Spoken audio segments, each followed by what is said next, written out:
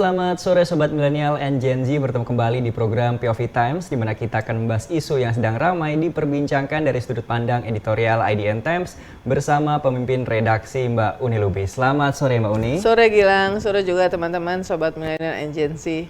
Apa kabarnya? Sehat selalu ya. Mbak Uni, ada 3 tema yang akan kita bahas. Yang pertama mengenai larangan polisi aktif yang menduduki jabatan sipil. Yang kedua mengenai Presiden Filipina yang mengumumkan akan menangkap puluhan politikus dan konglomerat yang akan ditangkap. Nah, dan yang terakhir Mbak Uni mungkin akan cerita mengenai pertemuannya dengan anak-anak muda Future Leaders. Kita ke tema pertama terlebih dahulu, Mbak. Mahkamah Konstitusi ini kan melarang polisi aktif untuk duduki jabatan sipil. Bahkan juga MK menegaskan kembali melalui pasal 28 ayat 3 UU nomor 2 tahun 2002 tentang Polri dalam putusan MK nomor 114 PUU 23 2025 yang dibacakan dalam uji materi di gedung MK pada 13 November. Uji materi ini juga diajukan oleh Samsul Jahidin dan juga Christian Site. Nah, POV dari IDN Times seperti apa, Mbak? Ya. Pertama tentu saja kita mengucapkan kudos kepada Hakim Mahkamah Konstitusi yang sudah membuat putusan yang menurut kita di IDN Times ini putusan yang reformis luar biasa, meskipun memang ada jangka waktu hakim memberikan jangka waktu 2 tahun untuk penyesuaian ya. Nah, yang kedua tentu saja kudos juga untuk dua warga sipil ya, Samsul Jahidin dan Christian Adrianus Site yang mengajukan uji material ini.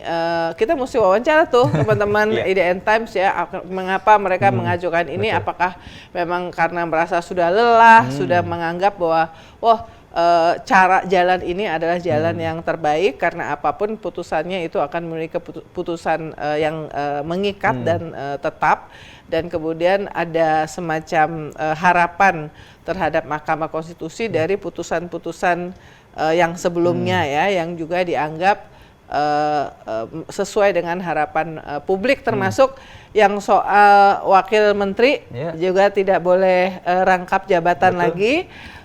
Juga dikasih waktu penyesuaian 2 tahun ya dari sejak ditetapkan. Nah, ini yang menariknya Gilang, jadi ini kan 13 November putusan MK. Sementara tanggal 7 November itu Presiden itu baru mengumumkan yang namanya Komisi Reformasi Kepolisian ya, Polri, tanggal 7. Komisi Percepatan Reformasi Reformasi Kepolisian ya, sebelumnya. Nah, ini ditunggu-tunggu lama karena ini menjadi salah satu tuntutan dari 17.8 sesudah prahara Agustus ya, di ujung Agustus. Kemudian ada tuntutan reformasi Polri, kemudian Presiden di istana ketika menerima Gerakan Nurani Bangsa menjanjikan, tapi baru dieksekusi tanggal 7 November, sementara Kapolri sudah sebelumnya sudah mendahului dengan membentuk komisi yang internal ya, isinya 52 perwira. Nah, ini menarik. Jadi tanggal 7 dibentuk komisi versi Prabowo, Presiden Prabowo. Lalu tanggal 13 MK memutuskan, dan putusan MK ini adalah bisa dikatakan mungkin separuh muatannya, atau ini ada separuh dari value reformasi yang diinginkan oleh publik dari Polri. Karena apa?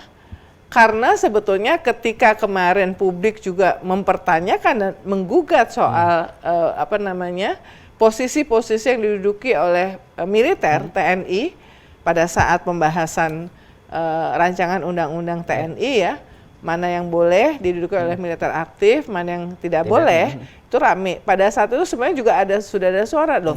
Sebetulnya polisi itu juga banyak sekali yang menduduki posisi-posisi polisi aktif ya, menduduki posisi di luar tugas di lingkungan Polri. Bahkan ada yang menyebutkan sekitar 4.351 posisi ASN ya, di lingkungan ASN dan sekitarnya termasuk BUMN yang diduduki oleh polisi aktif. Nah, dengan putusan MK ini yang tanggal 13 November ini sudah tidak boleh lagi ya. Jadi tentu dipertanyakan, wah ini kan sekarang Ketua KPK polisi, apakah berarti nanti ketua KPK kalau polisi dia harus pensiun dulu. Kemudian Badan Narkotika Nasional selama ini juga dijabat oleh polisi aktif bintang 3 untuk dapat bintang 3 ke BNN. Terus sekarang Sekretaris Jenderal Dewan Perwakilan Daerah dijabat juga oleh polisi aktif ya supaya bisa dapat bintang 3. Jadi apakah ini juga termasuk BNPT apa segala macam ya, atau BNPT masuk dalam penugasan di dalam kepolisian karena itu berkaitan dengan teroris, tapi nanti PR-nya adalah sesudah ini adalah breakdown dari posisi-posisi ini sipil atau masih dalam lingkup pekerjaan polisi. Tetapi intinya Kapolri sudah tidak bisa lagi menentukan ya kayak semacam penugasan ya. Untuk untuk posisi-posisi yang di luar kepolisian. Nah, ini adalah 50% dari reformasi yang diinginkan dan ini bisa dicapai bukan lewat rapat. Nah, ini kan tanggal 7, ini kan komisi yang diketuai oleh Pak Jimli Asidiki. Di dalamnya ada Pak Kapolri, terus ada mantan Kapolrinya, ada Pak Badrodin Haiti, ada Pak Tito Karnavian, ada Pak Idam Aziz ya. Terus kemudian ada Pak Mahfud, ada Profesor Yusril Iza ya. Jadi sebetulnya itu kakap-kakap semua, tapi orang juga mengatakan ya kenapa juga ada mantan-mantan Kapolri di situ ya. Nah, itu juga dipertanyakan karena kan yang mau direformasi adalah kepolisian ya. Betul. Ada penasehat Presiden bidang reformasi polisi Pak Adam ya, Doviri ya, yang terakhir itu menjabat sebagai Wakapolri. Jadi ini mungkin timnya Pak Jimli baru mulai rapat karena baru seminggu ya, tanggal 7 baru mulai rapat nih, kumpul rapat, apa nih agendanya, agenda gitu kan. Konsolidasi nih apa yang harus dilakukan, kita harus ketemu sama siapa, mungkin kita harus pergi ketemu dengan PTIK atau ketemu dengan polisi, ketemu dengan pakar-pakar yang lagi nyusun daftar rapat, jadwal rapat dan apa yang mau diobrolin. Tahu-tahu MK datang dengan jebret, ya. Jadi ini adalah pesannya adalah mungkin kalau kita ingin mencoba untuk menempuh sesuatu yang relatively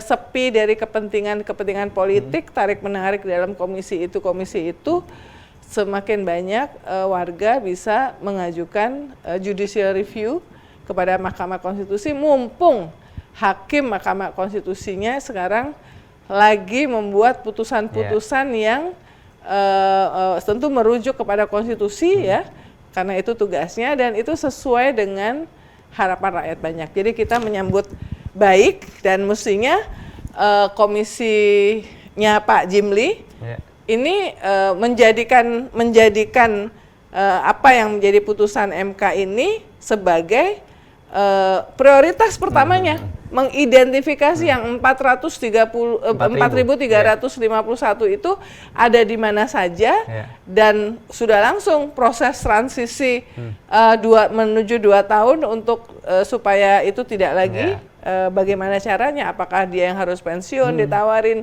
apakah mau kembali dan segala macam itu perlu dilakukan. Itu adalah agenda pertama ya, tugas pertama. MK sudah memberikan tugas pertama yang signifikan kepada Komisi Percepatan Reformasi Polri. 2 tahun untuk 4.000-an Mbak ya? 4.351-an ya. Oke. Mbak Uni, yang kedua ini mengenai Presiden Filipina Ferdinand Marcos Jr. ini yang mengumumkan ada 37 politikus dan konglomerat yang akan segera ditangkap. Nah, mereka dan sejumlah birokrat adalah bagian dari koruptor pengendalian banjir yang merugikan negara miliaran dolar US dollar ya. Wah, ini anaknya diktator Filipina, Ferdinand Marcos Senior. Nah, bisa nggak dipercaya ini serius dalam memberantas korupsi, Mbak? Karena kan di Indonesia sendiri masyarakat nggak percaya ya terhadap niat pemberantasan korupsi yang dilakukan oleh pihak yang menghargai Presiden Soeharto sebagai pahlawan nasional, misalnya. Nah, ini pas banget ya, pas banget ya. Ini timingnya kok pas ya. Jadi kan ini memang 10 November sudah ditetapkan bahwa Presiden Soeharto dan 9 sosok yang lainnya itu menjadi pahlawan nasional. Tapi yang paling banyak mendapatkan perhatian termasuk protes dan masih bergulir itu adalah Presiden Soeharto. Alasannya sudah banyak, kita sudah bahas di POV. Tapi tahu-tahu ya, Ini Presiden Filipina. Nah, Presiden Filipina ini makanya namanya Ferdinand Marcos Junior. Bongbong panggilannya. Bapaknya itu berkuasanya di Filipina itu mirip-mirip sama lah lamanya, dan periodenya sama lah dengan Presiden Soeharto. Jadi lama banget Presiden Soeharto kan 32 tahun. Maka sama-sama itu dulu disebut diktator di negara ASEAN ya, Asia. Nah, lalu ketika dia kemudian terpilih itu dianggap sebagai kayak semacam udah lupa sejarah lah, bahwa 36, dan ironi bahwa 36 tahun sesudah rakyat Filipina lewat revolusi people power-nya itu menjatuhkan Ferdinand Marcos, kemudian anaknya dipilih oleh untuk menjadi presiden. Nah, ini timingnya ini kan sedang terjadi banjir. Terjadi banjir ya di sana. Lalu kemudian dia menggunakan ini untuk, dia bilang dia akan menangkap ya setidaknya 37 politikus dan konglomerat ya. Jadi tidak ada Natal buat mereka katanya. Penyelidikan akan tuntas dalam beberapa pekan ke depan, kata Presiden Marcos Junior. Termasuk di dalamnya ada sejumlah politisi kuat dan orang-orang konglomerat yang dekat dengan selama ini dekat dengan kekuasaan. Penyelidikan dilakukan lintas lembaga terhadap setidaknya 9.855 proyek dengan dugaan kerugian negara setara $2 miliar. Nah, sekarang $2 miliar as. Sekarang tentu rakyat di Filipina tentu menunggu apakah ini benar-benar bisa dipercaya bahwa dia akan melakukan itu. Tetapi gini, bedanya dengan pidato pemberantasan korupsi atau janji-janji pemberantasan korupsi yang terjadi di Indonesia. Di sini dia paling tidak sudah mencantumkan 37. Angka itu penting. Karena angka itu penting untuk memberikan informasi kepada publik termasuk media untuk mengecek kepastian. 37, pertama kalau dibilang 37, tentu media publik ingin tahu 37 itu siapa? Ya. Kemudian akan dicek. Ini bisa membuat masyarakat itu mengecek ya, yang sudah berapa yang ditangkap, ya sudah berapa. Nah, jadi angka itu penting, nggak bisa cuman sekedar wah saya akan serius memberantas korupsi, akan saya kejar sampai ke Antartika atau kemanapun ya. Tapi dan kemudian oh ini kerugiannya saya tahu kerugiannya sekian ratus triliun dan segala macam. Tapi orang tuh juga bertanya, dengan mengungkap kerugian sekian ratus triliun itu gimana cara ngitungnya? Ya, misalnya kerugian yang berkaitan dengan tambang apa sih, gimana cara menghitungnya? Ya, ini kan juga pertanyaan. Saya wawancara dengan pakar anti korupsi juga, mantan wakil ketua KPK, Bang Chandra Hamzah ya. Kerugian yang ratusan triliun itu bagaimana menghitungnya? Ya, karena itu mungkin nggak sesuai dengan apa yang notabene kita sudah ratifikasi UNCIC ya, yang benar-benar kerugian itu adalah kalau untuk perkara korupsi, makanya Undang-Undang Tipikor tuh sudah saatnya untuk direvisi, terutama pasal 2 dan pasal 3 itu yang benar-benar dikorupsi, bukan namanya potensi ya, karena potensi nanti kalau ternyata dibilang potensinya 300 triliun, kalau ternyata nggak kembali 300 triliun, terus yang tanggung jawab siapa? Yang tanggung jawab siapa? Karena yang mengatakan 300 triliun artinya dia sudah tahu, sudah punya hitungannya, catatannya, karena disampaikan kepada publik. Publik berhak untuk ngecek 300 triliun tuh udah kembali berapa, di mana, digunakan untuk apa. Nah, jadi hati-hati dengan mengucapkan angka, tetapi yang di Filipina ini at least yang 37 orang ini bisa menjadi tadi saya katakan ya, media, masyarakat, oke, siapa 37? Itu minimal dikejar ya. Nah, ini yang sebenarnya kita inginkan supaya fokus ya, ada yang kejelasan-kejelasan yang bisa membantu masyarakat untuk mengawal. Ya, ini Presiden sudah mengatakan 37, ini Presiden Filipina. Masyarakat bisa membantu untuk mengawal apakah aparat penegak hukum, polisi, kemudian kejaksaan, pengadilan itu benar-benar bekerja dengan baik. Nah, sebetulnya ini kan kolaborasi ya, kolaborasi. Nah, ini yang kita harapkan terjadi, dan ini Marcos melakukan ini tentu saja tidak tanpa PR stunt ya. Dia mengumumkan ini di saat masyarakat di Filipina juga sedang marah dengan dugaan-dugaan korupsi yang terjadi. Ini korupsi yang berkaitan dengan penanganan banjir, ya kan? Jadi timingnya dia pilih apa segala macam, sehingga ini pasti ada unsur PR-nya. Sekarang masyarakat di sana pasti akan ngecek, boleh saja semua presiden boleh punya tim PR untuk seperti itu, tapi tentu masyarakat dan media harusnya juga akan ngecek bagaimana implementasi dari pengumuman itu, kelanjutannya, gitu. Karena sudah ada kepastian angka ya minimal ada gitu ya. Ya. Oke. Yang terakhir Mbak, boleh dong Mbak, ini Mbak Uni kan baru ketemu sama anak-anak muda ya, Gen Z milenial terkait future leaders ya. Apa yang bisa dibagikan Mbak ke kita Mbak? Ya, tambahan dikit nih. Ternyata salah satu politisi yang diduga terkait kasus itu adalah Martin Romualdez. Dia adalah sepupunya Marcos dan pernah menjadi ketua DPR sampai mundur beberapa waktu yang lalu. Jadi kata Presiden Marcos tidak ada yang kebal hukum. Nah, gitu kita lihat termasuk saudaranya. Oke. Nah, Gilang, jadi minggu ini saya ketemu dengan 2 kali ya. Jadi yang satu adalah kunjungan dari beberapa belasan peserta Indonesia Youth for Democracy Forum. Ini sebuah inisiatif yang dilakukan oleh Forum FCPI, Foreign Policy Community Indonesia ya. Itu yang didirikan oleh Dino Patijalal. Dia punya program leadership. Nah, ini pesertanya adalah anak-anak muda yang sudah bergabung dengan partai politik, lintas partai politik. Kemudian keesokan harinya saya diundang untuk mengisi sesi tentang temanya politik, kebijakan publik, dan partisipasi generasi muda di Makassar ya. Ini dihadiri oleh puluhan wakil-wakil dari mereka ada ketua-ketua BEM, ketua organisasi mahasiswa, termasuk yang ekstrakurikuler dari 3 provinsi, Papua, Maluku, dan Sulawesi ya.